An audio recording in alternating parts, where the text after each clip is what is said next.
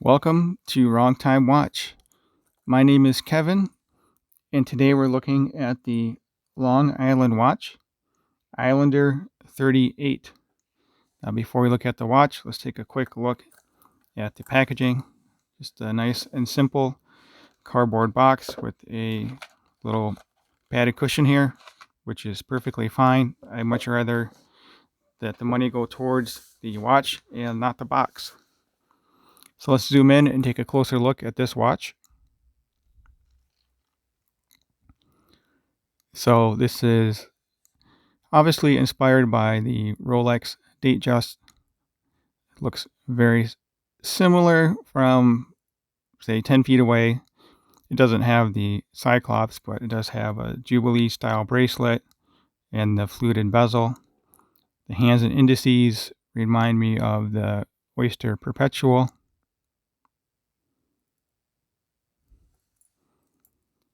Case shape is unique to this watch, though. At least I've not seen a case shape like this on another watch.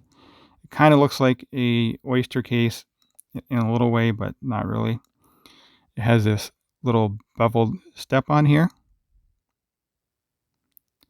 I think I would prefer it without this bevel, but it looks okay. The mixture of brushed and polished surfaces has a signed crown here, a laser engraved signed crown with the Long Island watch logo. This logo is also applied on the dial here. And this is a sunburst blue dial. You can get a sense of it here in this lighting. It's a very nice looking watch. It's very comfortable on wrist. So let's get into some of the specs. It does have a flat sapphire crystal with AR coating.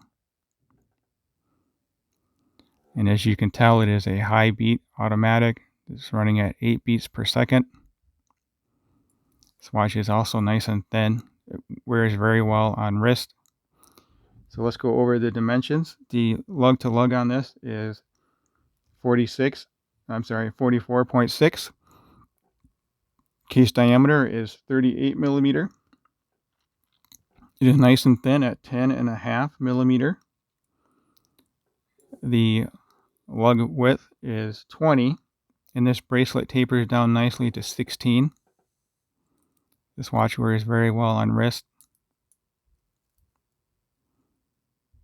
I can definitely see you wearing this all day, every day. It does have screwed pins, makes it nice and easy for bracelet adjustment. Crown size on this is, it looks big on this watch,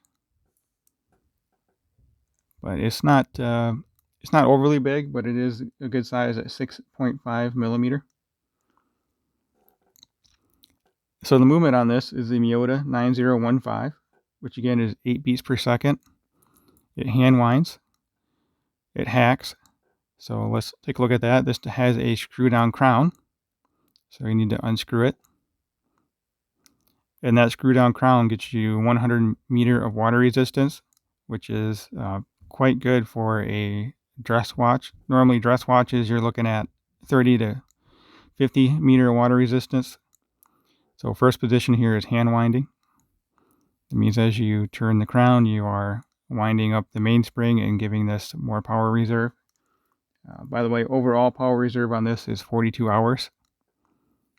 So next position out will be the date change, which the hand is in the way, but let's pull it all the way out. We can move the handset, move it back in, and we'll be in the date setting position. Make sure I put it back in winding. There we go. We change the date. And probably noticed when I pulled it all the way out, the second hand has stopped, and that is hacking.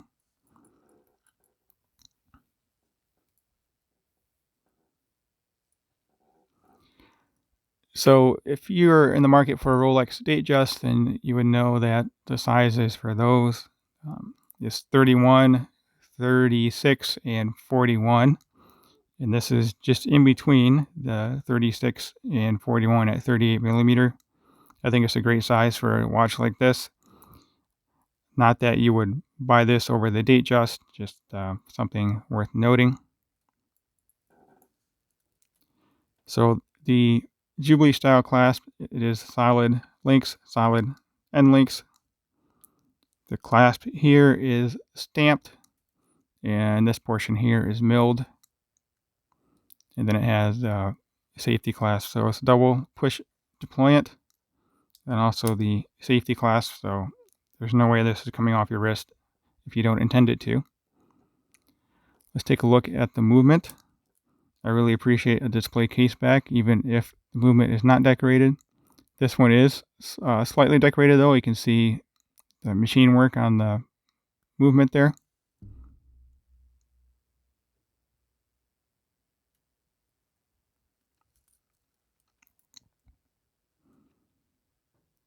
So this is my favorite movement. It's nice and thin, gives you the high beat, and it's not terribly expensive, and it's reliable.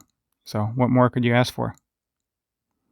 You can see the text on the back there, 100 meter Islander 9015, that's the movement, and Sapphire. So I think this is a great value for the $349 asking price. Would have been nice if they could somehow eliminate the need for the male center link of this end link. That would just take this portion and push it up. I believe the Datejust is like that, but then I'm not sure how you do that with the pin there. So, but yeah, it's a very nice watch. Let's zoom in, take a closer look at the dial, get a sense of the color and also the sunburst effect.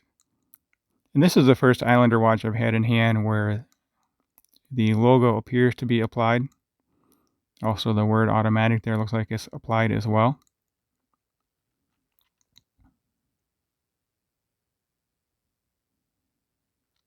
It looks very well done. I don't have any complaints about this watch. Just one thing I noticed is the center links here. Not that it would ever, I don't think it would cause any problems, but the edges of these are very sharp. I don't think it would cut you, but you can, if you run your finger over this, you can feel the edges of all these. They're not rounded. The outer links are rounded over the edge right there, but these center links are not.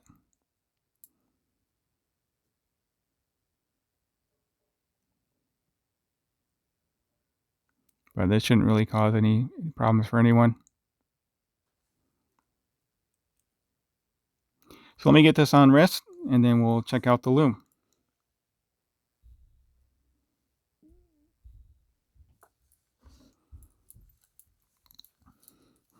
So I have a 6.5-inch wrist, and the lug to lug on this again is 44.6.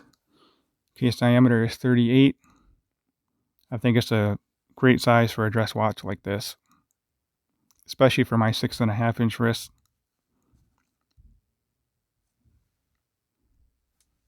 And again, it's nice and thin. So if you have not already subscribed, please go ahead and do so. Leave a comment below and let me know what you think of this watch or any of the Islander watches.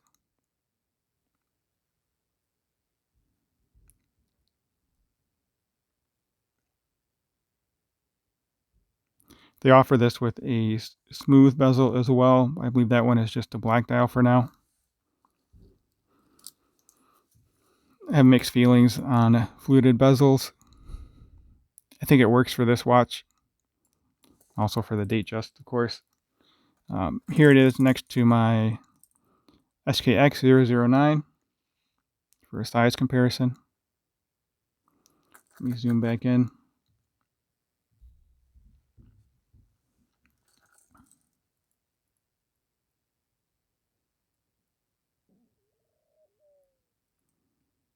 I've had this watch for about 10 years now with this jangly feeling Jubilee, but I really like this watch and this Jubilee bracelet. There's all kinds of flex to it now, but that's the charm of this watch. And while we're here, I noticed my Islander over here. The other Islander, I forgot the model number on this, but this is one of the first ones that they came out with. So, all right, let's pause the video and we can check out the Loom. All right, so here is the Loom, of course. For a dress watch, it's really not that bad. It looks to be about the same brightness as my SKX009, but the indices are not quite as large, so but really it's not that bad for a dress watch.